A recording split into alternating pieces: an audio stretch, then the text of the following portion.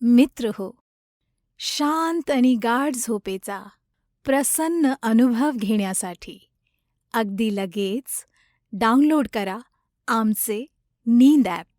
नींद ॲपवर आपल्या मातृभाषेतून आहेत अनेक स्लीप स्टोरीज.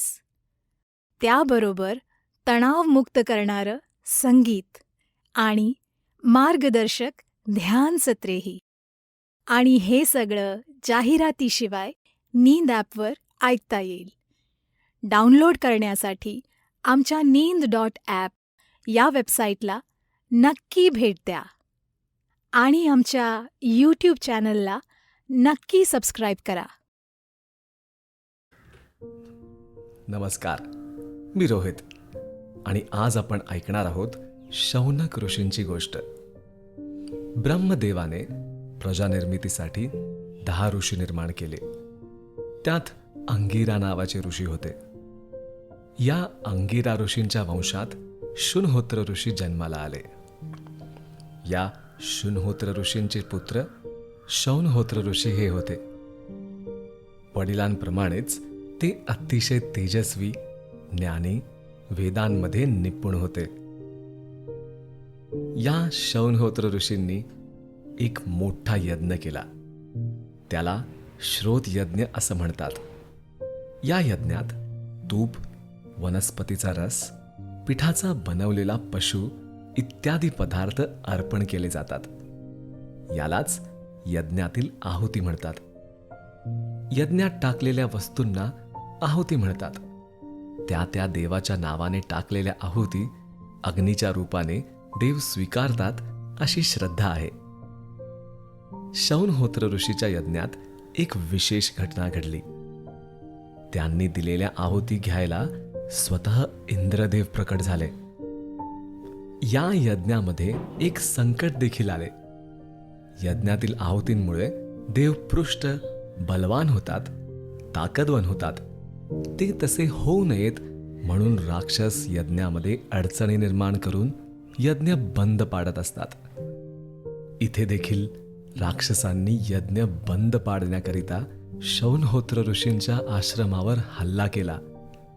त्यावेळी शौनहोत्र ऋषींनी मंत्रांच्या सहाय्याने राक्षसांचा पराभव केला आणि इंद्रदेवाचे यज्ञाचे रक्षण केले. पुढची गोष्ट ऐकण्यापूर्वी मन थोडं शांत करूया.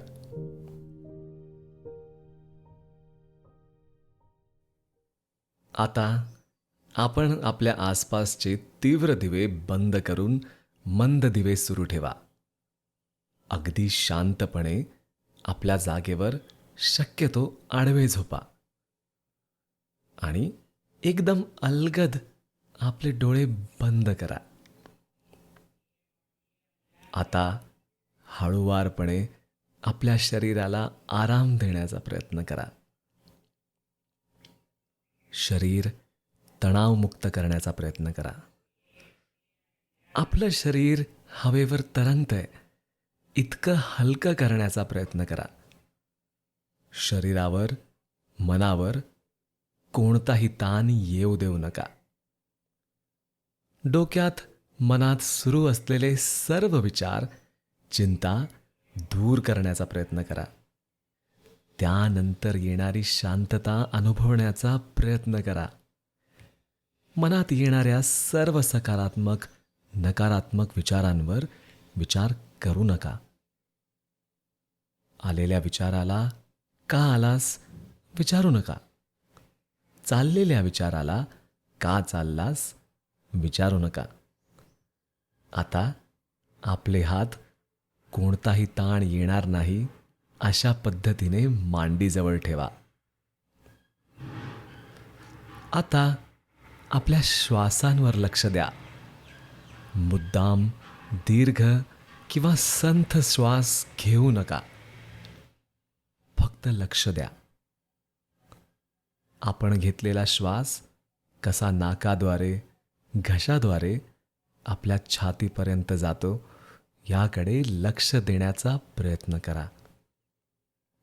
फिरून पुन्हा तो छातीद्वारे, घशाद्वारे, नाकावाटे कसा बाहेर पडतो हा प्रवास समजून घेण्याचा प्रयत्न करा.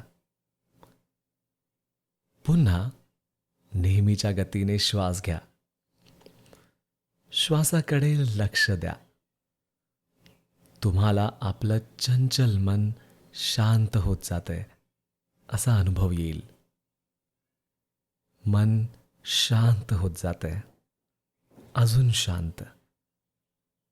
तुमच्या लक्षात येईल की आपलं शरीर हलकं होतंय. मन, शरीर तणावमुक्त होतंय. सर्व आसमंत आपल्या मन आणि शरीराप्रमाणेच शांत झालंय.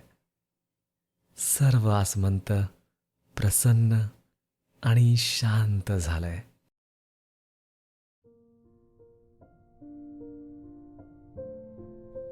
शौनहोत्रांचा पराक्रम पाहून इंद्रदेव प्रसन्न झाले. त्यांनी शौनहोत्र ऋषींना आशीर्वाद दिला. शौनहोत्रा, मी तुझ्या सामर्थ्यावर आणि परमेश्वर भक्तीवर अत्यंत प्रसन्न आहे. मी तुला आशीर्वाद देतो की पुढील जन्मात तू भृगुकुलात जन्म घेशील आणि शौनक भार्गव या नावाने सुप्रसिद्ध होशील. ज्येष्ठ श्रेष्ठ महापुरुषांमध्ये तुझी गणना होईल. असे म्हणून इंद्रदेव अंतर्धान पावले. निसर्गरम्य वनामध्ये एक आश्रम होता. तो आश्रम शुनक ऋषींचा होता. शुनक ऋषी हे म्हण तपस्वी होते. भृगुकुलात जन्मलेले शुनक ऋषी वेदविद्येत पारंगत आणि आत्मज्ञानी होते. त्यांच्या पत्नीचे नाव होते ब्रह्मद्वारा. ते दोघेही तपश्चर्येत सतत मग्न असत. या पुण्यवान दाम्पत्याच्या पोटी एक अत्यंत तेजस्वी बालक जन्माला आले. त्याचेच नाव शौनक. बालशौनक चंद्राच्या कलेप्रमाणे मोठा होत होता. तो आश्रमात दुडुदुडू धावायचा. अंगणात येऊन सशांच्या मागे पळायचा. मोठ्या शिंगांचे हरिण दिसले की घाबरून मागे सरकायचा. शौनक थोडा मोठा झाला. मित्रांबरोबर खेळू लागला. एक दिवस शौनक मित्रांबरोबर तळ्याकाठी गेला. तिथे सारे जण भाकरीचा खेळ खेळू लागले. सरोवराच्या पाण्यात दगड टाकल्यावर गोल गोल तरंग पाण्यावर उमटतात. ते भाकरीसारखे गोल दिसतात, म्हणून त्याला भाकरीचा खेळ म्हणतात. मुले हा खेळ खेळत असताना तिथे एक बगळा आला. खेळ थांबवावा लागला. त्यामुळे मुले नाराज होऊन निघून गेली. छोटा शौनक मात्र उत्कंठेने बगळा काय करतो ते पाहू लागला. तो बगळा पाण्यामध्ये एका पायावर उभा राहिला. डोळे मिटून ध्यान करू लागला. मुळातच हुशार आणि अतिशय बुद्धिमान असलेल्या शौनकाने ते सारे नीट पाहून ठेवले. तो धावत धावत घरी आला. हातपाय धुवून देवघरात आला. त्या बगळ्यासारखेच एका पायावर उभे राहून त्याने डोळे मिटून घेतले. एवढ्यात त्याचे वडील शुनक ऋषी देवघरात आले. त्यांनी शौनकाकडे पाहिले. त्यांना आश्चर्य वाटले. त्यांनी प्रेमाने शौनकाला हाक मारली, शौनका. त्या क्षणी शौनकाने डोळे उघडले. धावत धावत येऊन त्याने वडिलांना मिठी मारली. शुनक ऋषी म्हणाले, बाळा, काय करत होतास? शौनक म्हणाला, आज तलावावर खेळायला गेलो असताना मी बगळा बघितला. तो देखील पाण्यामध्ये असाच उभा होता. त्याने डोळे मिटून घेतले आणि हालचाल न करता तो उभा राहिला. ते मी पाहिलं आणि घरी येऊन मी देखील तसंच केलं. तो असं का करत होता? शुनक ऋषी कौतुकाने म्हणाले, शौनका, बगळ्यानं जे केलं त्याला ध्यान म्हणतात. पण त्याचं ध्यान पोट भरण्यासाठी असतं. मासे पकडण्यासाठी, भक्ष्यासाठी तो एकाग्र होऊन शांत बसतो. त्याला शांत बघून मासे जवळ येतात आणि त्याच क्षणाला तो डोळे उघडून आपल्या चोचीतून मासे पकडतो आणि खातो. त्याचे ते ध्यान खोटे असते, म्हणून त्याला बक ध्यान असं म्हणतात. मित्रमैत्रिणींनो, रोज शांत आणि सहज झोप येण्यासाठी आमची वेबसाईट नींद.ॲपला भेट देऊन आमचे नींद ॲप डाउनलोड करा. आता तुम्ही झोपताना गोष्टी, मार्गदर्शक ध्यान आणि मनःशांती देणारे संगीत या सगळ्याचा आनंद नींद ॲपवर घेऊ शकता. या सगळ्याबरोबरच लवकर झोप येण्यासाठी नींद ॲप आणि वेबसाईटवर sleep gummies, milk mix, sleep T यांची माहितीही मिळू शकते. आणि महत्त्वाचे म्हणजे या कशाचीही आपल्याला ना सवय लागते ना कुठले साईड इफेक्ट्स होतात. ती फक्त तुम्हाला झोप येण्यासाठी मदत करतात. शांत झोपेचा सुखद अनुभव देतात. शौनक म्हणाला, मग मी ध्यान केलं तर मलाही मासे मिळतील? शुनक ऋषी हसले आणि म्हणाले, अरे, आपण मासे मिळण्यासाठी ध्यान करायचं नसतं. आपलं अन्न आपल्याला पृथ्वी माता देते. वनस्पती, कंदमुळं, दूध दुभतं हे आपलं अन्न असतं. शौनक म्हणाला, मग आपण ध्यान कशासाठी करायचं असतं? मी रोज बघतो तुम्ही सुद्धा देवासमोर डोळे मिटून बसता. त्याच्या त्या प्रश्नाने शुनक ऋषी खूप आनंदले. ते आनंदाने शुनक म्हणाले, बाळा, आपण ध्यान करायचं ते आत्मध्यान होण्यासाठी. परमेश्वर आपल्या हृदयात आहे. त्याला जाणून घेण्यासाठी आपण ध्यान करायचं. अशा ध्यानाने आपल्याला मनशांती मिळते, मन एकाग्र होतं. शौनक म्हणाला, मला शिकवाल ध्यान कसं करायचं ते? शुनक ऋषींनी शौनकाला प्रेमाने जवळ घेतले आणि म्हणाले, अवश्य शिकवीन. दुसऱ्या दिवशी शुनक ऋषींनी पूजेच्या वेळी शौनकाला हाक मारली. शौनक स्नान करून आला. गोरा पान, छाटी नसलेली, अंगावर उपरणे, कपाळी गंध रेखलेले असा छोटा शौनक वडिलांच्या शेजारी बसला. वडिलांची पूजा मनापासून पाहू लागला. पूजेच्या वेळी श्रीसूक्त, पुरुष सूक्त, गणपती अथर्व शीर्ष, महिम्न इत्यादी स्तोत्रे शुनक ऋषी म्हणत होते. ते शौनक ऐकू लागला. पूजा पूर्ण झाल्यावर शुनक ऋषी ध्यानाला बसले.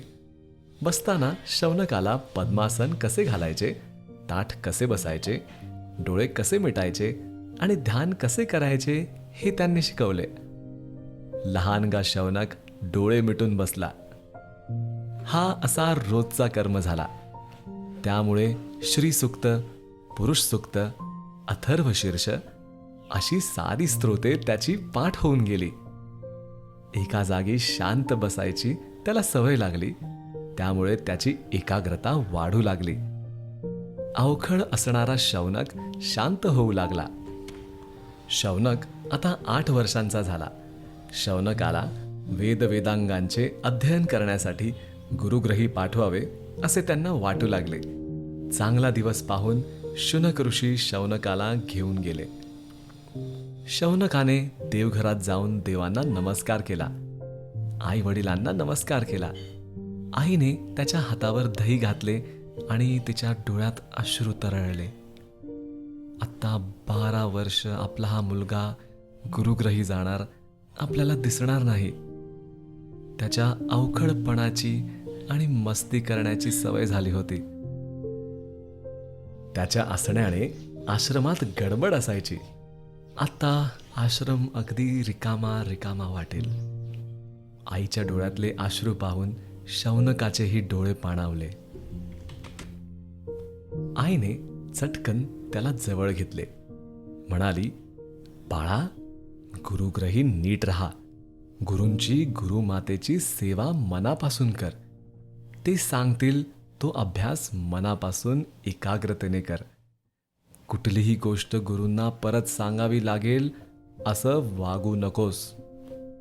खूप शिक, मोठा हो, तेजस्वी हो, वडिलांचं नाव मोठं कर. आम्ही इथं तुझी वाट पाहत आहोत. लवकर परत ये. भरपूर अध्ययन कर. जे करशील ते मनापासून कर. कुणीही आपली तक्रार करावी असे वागू नकोस. आपल्या गोड आणि लागवी भाषेने सगळ्यांना आपलेसे कर. पथ्य ऋषींच्या आश्रमात शुनक ऋषी शौनकासह आले. शुनक ऋषींनी पथ्य ऋषींना नमस्कार केला. शौनकानेही पथ्य ऋषींना आणि आपल्या वडिलांना नमस्कार केला आणि नम्रपणे बाजूला उभा राहिला. शुनक ऋषी म्हणाले, हे मुनिवर, मी शुनक ऋषी. हा माझा पुत्र शौनक. सर्व नित्योपयोगी स्तोत्रे, काही मंत्र याचे तयार आहेत. वाणी अस्खलित आहे. वाणीला वेगही चांगला आहे. शिवाय ह्याची बैठकही तयार करून घेतली आहे. ध्यानाला बसण्याची ह्याला सवय आहे. अशी याची प्राथमिक तयारी झाली आहे. त्याला आपल्या पाठशाळेत दाखल करावं या विचारानं मी आलो आहे. त्यापुढचं शिक्षण याला द्यावं अशी आपणाला विनंती आहे. पथ्य ऋषींनी शौनकाला म्हटले, बाळा, गणपती अथर्व शीर्ष स्वरांसहित म्हण बरं. शौनकाने हात जोडून मान डोलावली, बैठक घातली, ताठ बसला. डोळे मिटून स्वरांसहित त्याने अस्खळितपणे अथर्व शीर्ष म्हणून दाखवले. पथ्य ऋषींनी आनंदाने मान डोलावली. आपल्या पुत्राला शौनकाला आचार्यांच्या स्वाधीन करून शुनक ऋषी आपल्या आश्रमात परत आले. अशा रीतीने शौनक पथ्य ऋषींच्या पाठशाळेत दाखल झाला. दुसऱ्या दिवसापासून त्याचा पाठशाळेतला दिनक्रम सुरू झाला. दुसऱ्या दिवशी शौनक पहाटे 5 वाजता उठला. पहाटेची नित्यकर्मे आटोपून तो गुरुजीच्या पाठोपाठ आश्रमात आला. तिथे व्यायाम शिकवत असत. तिथे त्याच्या वयाची, त्याच्यापेक्षा वयाने थोडी मोठी अशी बरीच मुले सूर्यनमस्कार, दंड, जोर, बैठका असा व्यायाम करत होती. आचार्य शौनकाला म्हणाले, शौनका, सूर्यनमस्कार घालायचे आहेत. हात जोड. प्रथम सूर्याचा श्लोक सांगतो तो म्हणून मग मंत्रोच्चारासह श्वासावर सूर्यनमस्कार घालायचे आहेत. श्लोक म्हणून झाल्यावर पहिला नमस्कार त्याने घातला. काही दिवसातच शौनकाला शास्त्रोक्त पद्धतीने सूर्यनमस्कार घालता येऊ लागले. तो मनापासून व्यायाम करू लागला. साऱ्या शिष्यांकडे पथ्य ऋषींचे बारीक लक्ष असे. त्यात पथ्य ऋषींचा शब्द न शब्द आचरणात आणणाऱ्या शौनकाकडे पथ्य ऋषी कौतुकाने पाहत. पाठशाळेत शौनक आणि त्याच्याच वयाचे नुकतेच दाखल झालेले 7-8 शिष्य होते. साऱ्यांचा वेश कमरेला पंचा आणि खांद्यावर उपरणे असे असे. गोंडस तेजस्वी ऋषीपुत्र पाठशाळेत एका ओळीत बसत. पथ्य ऋषी येत आणि त्यांच्या पाठाला सुरुवात होत असे. हळूहळू 4ही वेद, उपवेद, वेदांग या साऱ्यांच्या ऋचा आचार्यांच्या मागून एका सुरात आणि स्वरांसहित म्हणायचा सराव रोज होऊ लागला. शिकवण्यानंतर सारेजण भोजनगृहात जमत. भोजनगृहामधील कामे वाटून दिली होती. प्रत्येकजण नेमून दिल्याप्रमाणे आपापले काम करी. आपापसात थट्टा मस्करी करत आनंदाने भोजन होई. संध्याकाळी ऋचा परत परत म्हणून तोंडपाठ करायच्या. त्यानंतर मुले खेळायला जात. खेळ संपल्यावर सारे शिष्य हातपाय धुवून देवघरात जमत. सामूहिक प्रार्थना पर्वचा होई. त्यानंतर पुन्हा आनंदाने गंमत जम्मत करत मुलांचे भोजन होई आणि मग सारेजण झोपायला जात. अशा रीतीने शौनकाचा पहाटेपासूनचा दिनक्रम व्यस्त होऊन गेला. एक दिवस शौनकाचा मित्र जाजली याला हाक मारू लागला, शौनका, ए शौनका, उठ. शौनक त्याच्या हाकांनी जागा झाला. पडल्या पडल्याच त्याने मोठ्या कष्टाने डोळे उघडले. आज जरा त्याला थकल्यासारखे वाटत होते. अंथरुणातून बाहेर यावे असे वाटेना. अंग दुखत होतं. सकाळपासून अंगात ताकद नाहीये असं वाटत होते. मित्राला समोर पाहून तो म्हणाला, काय रे जाजली, का हाका मारतोयस? जाजली म्हणाला, अरे गुरुजी म्हणाले शौनक रोज वेळेवर उठतो. त्याला उठवावं लागत नाही. आज अजून कसा उठला नाही बघून ये, म्हणून मी आलो. गुरुजींनी तुला बोलावलंय. गुरुजींनी विचारलंय म्हटल्यावर शौनक ताडकन उठून बसला. गुरुजींच्या कुटीबाहेर येऊन थांबला. कुटीचे दार लोटलेले होते. बाहेरूनच शौनक म्हणाला, आचार्य, मी शौनक. आतून आवाज आला, ये शौनका. शौनक आत गेला. गुरुजींना प्रणाम करून खाली मान घालून उभा राहिला. पथ्य ऋषी पोती वाचत होते. मान वर न करता ते कडक स्वरात म्हणाले, आज उठायला उशीर झाला. शौनक म्हणाला, होय आचार्य. पथ्य ऋषी म्हणाले, कारण? शौनकाचे डोळे भरून आले. सदगदित स्वरात तो म्हणाला, आचार्य, अंगात ज्वर आहे, त्यामुळे त्याला पुढे बोलवेना. त्याचा तो आवाज ऐकून गुरुजींनी मान वर केली आणि सौम्य स्वरात म्हणाले, असू दे, गुरुमातेकडून औषध घे. अध्ययन आज नाही. आज तुला विश्रांती घेता येईल. बरं, आज तुला काय काम मिळालं आहे? शौनक म्हणाला, अरण्यात जाऊन यज्ञासाठी समिधा गोळा करायच्या आणि स्वयंपाकासाठी लाकूड तोडायचं काम आहे.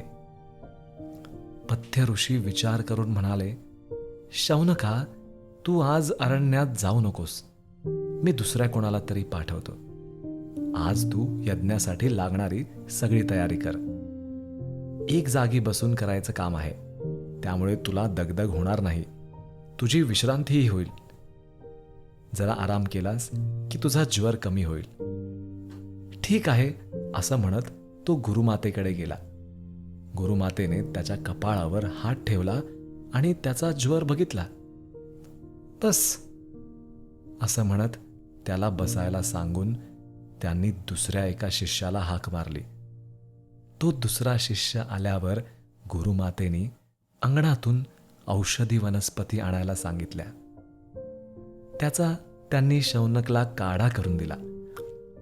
गरम गरम काढा पी, म्हणजे तुला बरं वाटेल. आश्रमात सर्वांसाठी असणारी कामे ठरवून दिलेली असतात. त्या नियमांप्रमाणेच सर्वांनी वागले पाहिजे असा आचार्यांचा दंडक होता.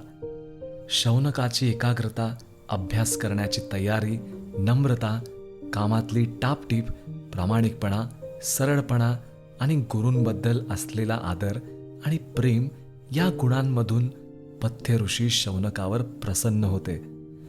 तो त्यांचा लाडका होता.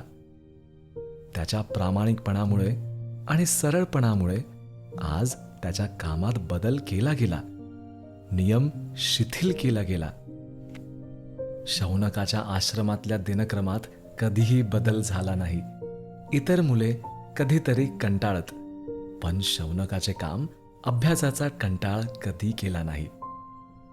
दिलेले काम प्रामाणिकपणे करणे आणि आजचा अभ्यास आज हे धोरण त्याने कायमच सांभाळले. त्यामुळे 4 मुख्य वेद, उपवेद, 6 वेदांग, इतर ग्रंथ त्याचे मुखोद्गत झाले. अशा पद्धतीने गुरूंच्या मार्गदर्शनाखाली 12 वर्षे सातत्याने अचूक अभ्यास शौनकाने केला. योग्य आणि नियमित व्यायाम आणि आहार विहारामुळे त्याचे शरीर सुंदर व सदृढ बनले.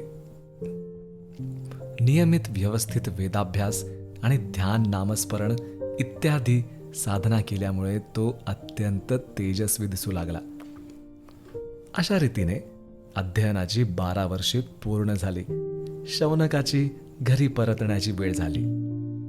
गुरूंना, गुरुमातेला प्रणाम करून शौनक घरी जायला निघाला. आपला आवडता आणि लाडका शिष्य आता त्याच्या घरी जाणार याचे दुःख गुरुमातेला झाले. तिने या शिष्यावर आपल्या मुलांप्रमाणे माया केली, प्रेम केले. त्यांच्या दुखण्या खुपण्यात, त्यांच्या आजारपणात त्यांची आईप्रमाणे काळजी घेतली. त्यामुळे ह्या मुलांच्या वियोगाचे दुःख गुरुमातेलाही झाले. 12 वर्षांनी शौनक घरी परतत होता. साहजिकच त्याच्या मनात विचार चालू होते. आपले मातापिता कसे असतील? आता ते म्हातारे झाले असतील. आपले घर कसे असेल? आपल्याला ते एकदम ओळखतील का? विचारांच्या तंद्रीत शौनक आश्रमापाशी कधी आला ते त्याचे त्यालाच कळले नाही.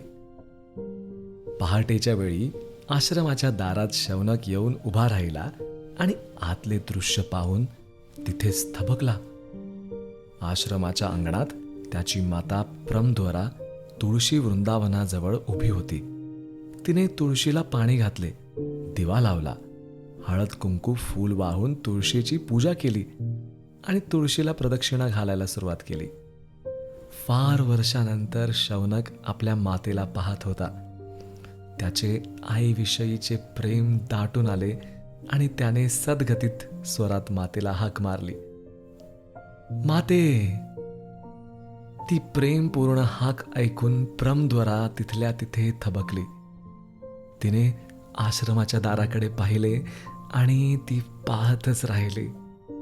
उंचापुरा, गोरापान, सदृढ बांधा, अत्यंत तेजस्वी मुद्रा, कपाळी गंध रेखलेले, पांढरे स्वच्छ कपडे परिधान केलेला, चेहऱ्यावर विद्वतेचे तेज झळकत असलेला, वेदांग निपुण अशा आपल्या पुत्राला पाहून तिला अतिशय आनंद झाला. आत्मविश्वासपूर्वक उभ्या असलेल्या आपल्या पुत्राला ती म्हणाली, बाळा शौनका, जरा थांब. असे सांगून ती झटकन आत गेली. देवघरात पूजा करणाऱ्या शुनक ऋषींना तिने शौनक आल्याचं सांगितलं. हातात दूध पाण्याची भांडी आणि भाकरीचा तुकडा घेऊन बाहेर आली. तिने शौनकाच्या पायावर दूध पाणी घातले. भाकरीचा तुकडा शौनकावरून ओवाळून दूर फेकून दिला. शौनक आत आला.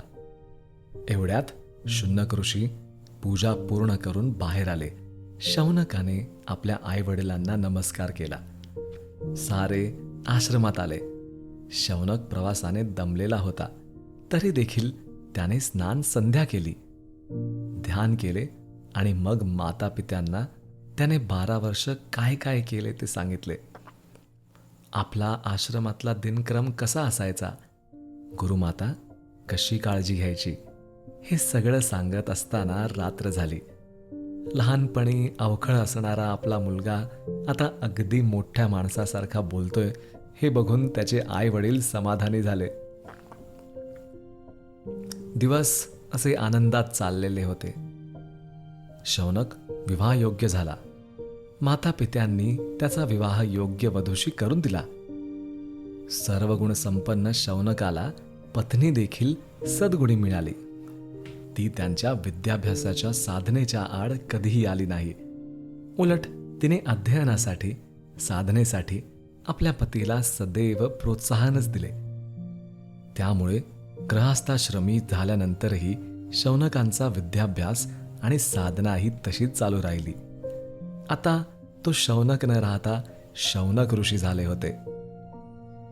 आदरणीय आणि विद्वान, वेद विद्या पारंगत शौनकांनी आता आपल्या आश्रमात मुलांना शिकवण्यास सुरुवात केली. ऋग्वेद, यजुर्वेद, सामवेद, अथर्ववेद या मुख्य 4 वेदांमधल्या ऋचा, त्या ऋचांचे अर्थ ते सांगू लागले. वेदांमधला हा भाग शिकवत असताना त्यात विद्यार्थ्यांना अडचणी येऊ लागल्या. म्हणून शौनक ऋषींनी एक काम केले.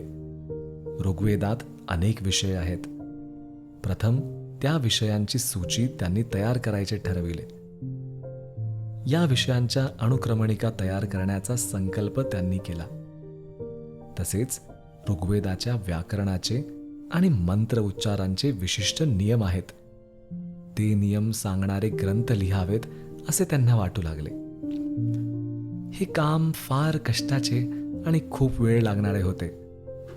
त्यामुळे त्यांनी काही ऋषींनाही त्यात सामील करून घ्यायचे ठरविले. ठरलेल्या दिवशी काही ऋषी शौनकांच्या आश्रमात जमले. सारेजण आपापल्या आसनावर बसले आणि शौनकांनी बोलायला सुरुवात केली. शौनक म्हणाले, आज आपण सर्वांना मी एका हेतूने इथे बोलवलं आहे. ऋग्वेद संहितेवर काही काम करावं असं मनात आहे. आपण सहकार्य करावं अशी आपणा सर्वांना विनंती आहे.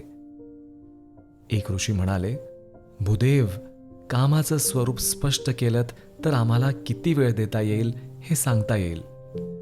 दुसरे ऋषी म्हणाले, योग्य आहे. दुसरं असं की कोणी कोणतं काम करावं तेही सांगावं, म्हणजे जे काम जमेल की नाही ते देखील पाहता येईल. संतुष्ट होऊन शौनक म्हणाले, आपण मनापासून सहकार्य करायला तयार आहात. आपल्या सहकार्याबद्दल धन्यवाद देतो. आपण सर्वजण विद्वान आहात. आपणा सर्वांना न जमण्यासारखं यात काहीच नाही. आपणा सर्वांना हे काम जमण्यासारखं आहे, परंतु थोडं अवघड आहे. आपण प्रथम ऋग्वेदावर काम करणार आहोत. ऋग्वेद संहिता 64 अध्यायांची आहे. या प्रत्येक अध्यायात काय काय आहे? प्रत्येक अध्यायातला प्रत्येक मुद्दा त्या अध्यायाच्या सुरुवातीलाच सांगायचा.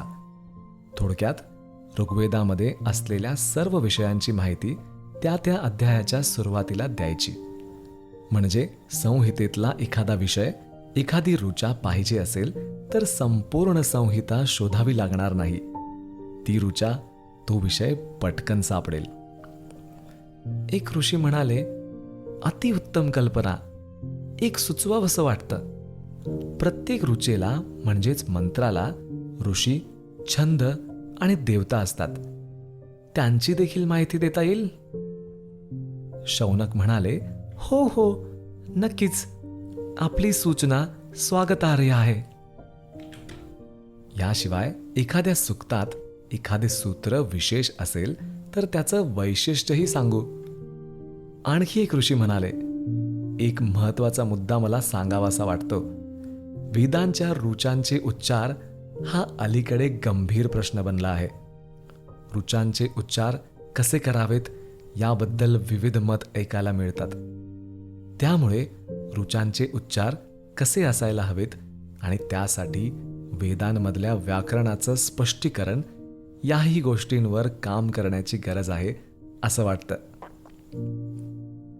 दुसरे एक ऋषी म्हणाले, आपण खरंच महत्वाचा मुद्दा पुढे आणलात. उच्चाराचे आणि व्याकरणाचे नियम सांगणारे ग्रंथ लिहावेच लागतील. शौनक ऋषी प्रसन्न होऊन म्हणाले, आपल्या सर्वांच्याच सूचना योग्य आहेत. माझ्याही मनात हेच सगळे मुद्दे आहेत. आपण सर्वजण मिळून हे अवघड काम पूर्ण करू शकू. आपला उत्साहच हे सांगतो आहे. मला हे काम पूर्ण होईल असा विश्वास वाटतो आहे. तर मग कधीपासून सुरुवात करूया? उद्यापासून? सर्व ऋषी एकमुखाने एकाच वेळी म्हणाले, हो हो, उद्यापासूनच.